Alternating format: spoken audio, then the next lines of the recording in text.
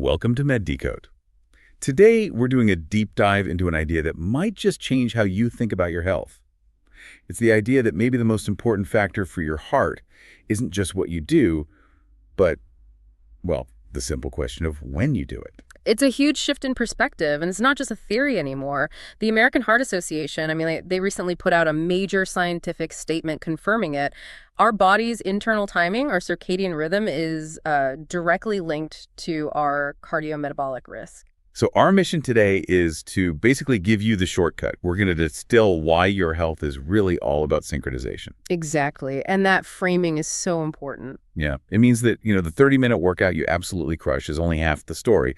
The other half is whether that workout is helping or actually hurting your master internal clock. Precisely. And if we want to understand the mechanism, we have to start with the system itself.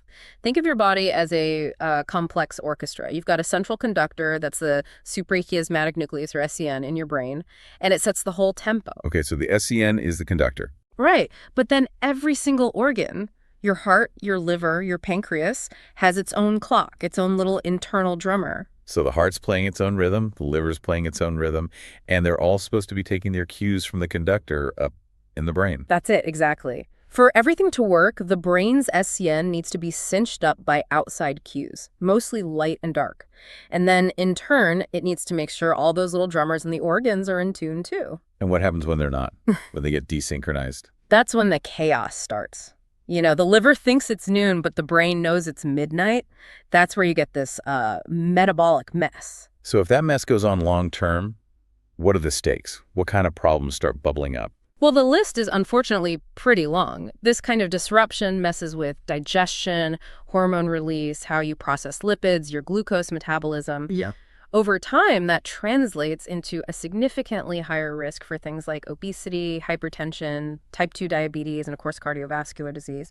We are actively hurting ourselves by living against our own internal time zones. Okay, let's get into some specific risks then. If timing is that critical, what happens when it goes wrong in a really dramatic way? What's fascinating is that even these, acute life-threatening events seem to follow a rhythm. Heart attacks, myocardial infarctions, they show a really clear circadian pattern. They almost always peak in the early morning hours. Why that morning window? Is it just because people are getting up and putting stress on their body? That's definitely part of it, but the biology underneath is the key. We have these natural surges in hormones like cortisol and norepinephrine when we wake up.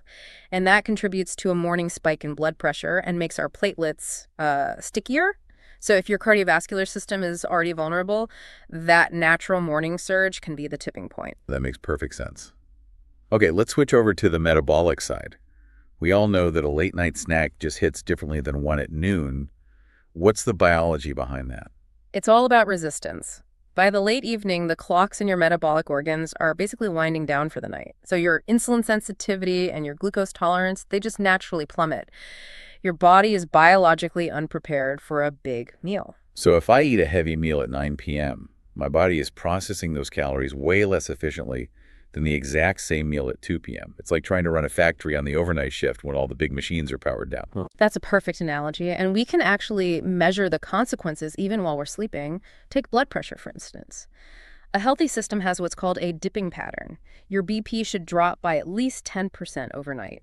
That gives your whole cardiovascular system a much-needed rest. And when that dip doesn't happen, that's the problem the AHA was highlighting. Absolutely. The sources really focus on this non-dipping pattern. It's a failure of that rhythm, where the drop is less than 10%.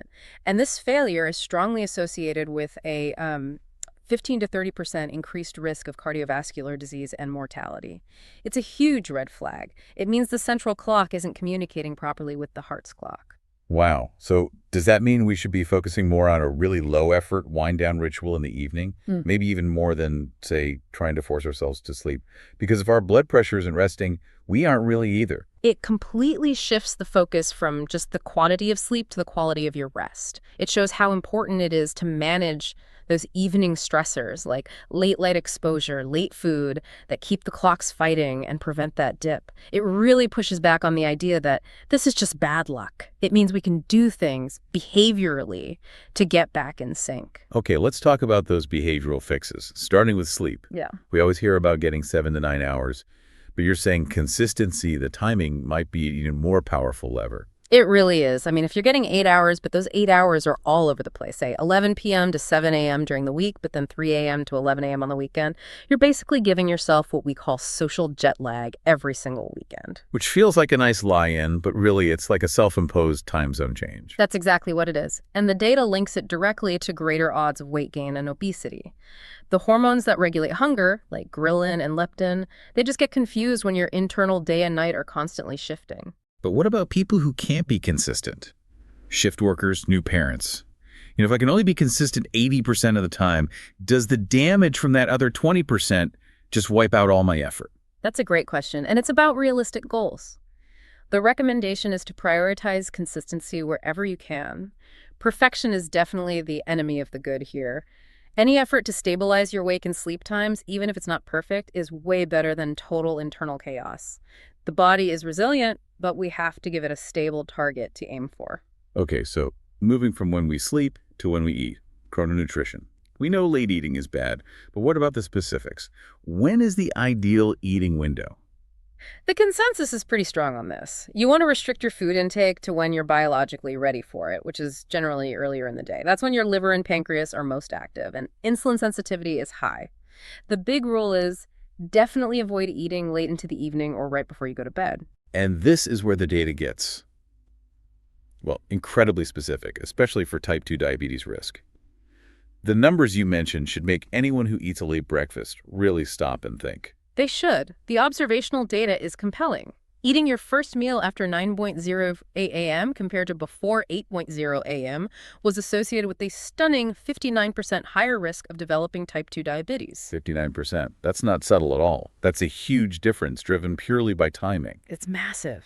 So for people doing time-restricted eating, that popular 16.8 fast out, if their eating window is, say, 2 p.m. to 10 p.m., they might be getting the fasting benefit, but they could be completely undermining their cardiometabolic health by forcing their metabolism to work when it's most resistant. That is the critical nuance that gets missed so often. Time-restricted eating, or TRE, is great for aligning those peripheral clocks, but only if that window is anchored early in the day. A late TRE schedule is basically creating intentional daily misalignment. You're forcing a nutrient load onto a system that is naturally trying to shut down. Let's shift gears to exercise. If consistency is king for sleep and early is better for eating, what about physical activity? Exercise timing is a bit more nuanced because we have to think about the cascade effect. The research suggests that late evening exercise, let's say between 7 p.m. and 10 p.m., can be more disruptive to the central clock. The intense activity, the bright lights at the gym, it can cause a phase delay, pushing your bedtime back and messing up your hormone release. But what if I'm a working professional and 9 p.m. is literally the only time I can get a workout in? Are experts telling me to just skip it? Absolutely not. And this is where we get to what you could call the waterfall approach. It's a hierarchy of needs. Step 1 is just, are you exercising at all? Step 2, are you getting the right amount? And then, and only then, do you start worrying about optimizing the timing. Now, if the choice is between hitting the gym at 11 p.m. or getting enough sleep, your health will benefit way more from getting the rest. That distinction is so important, especially since we don't all run on the same clock. Let's talk about chronotypes, the natural larks versus the night owls. How does that factor in? This is key. The ideal timing for everything, exercise, meals, sleep, is relative to your internal clock, not the one on the wall.